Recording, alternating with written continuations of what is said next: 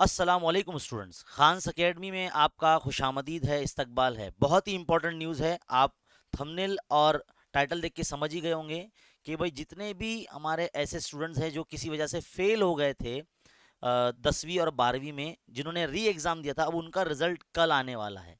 देखिए, ये जो वेबसाइट है maharesult.nic.in, ये वेबसाइट का लिंक मैं इस वीडियो के डिस्क्रिप्शन में दे दूंगा, जहां पर आप अपना रिजल्ट चेक कर सकेंगे। ऐसे स्टूडेंट्स जिन्होंने जो है एग्ज़ाम दिया था 10th क्लास का और 12th क्लास का रिपीटर एग्ज़ाम दिया था, उनका रिजल्ट कल 2 सितंबर दोपहर 1 बजे आप इस तरह देख सकते हैं। पहली मर्तबा इस तरह से हो रहा है कि 10वीं और 12वीं का रिजल्ट एक साथ सेम डे पे जो है अनाउंस होने जा रहा है। तो ये वीडियो ज़्यादा से ज़्यादा जो है शेयर कीजिए, उन बच्चों तक पहुंचाइए जिन्होंने अभी इम्तिहान दिया था, जो अपना रिजल्ट का बड़ी बेसब्री से वेट कर रहे थे। तो इनका कल रिजल्ट दोपहर 1 बजे वो ऑनलाइन इस वेबसाइट पर चेक कर सकेंगे।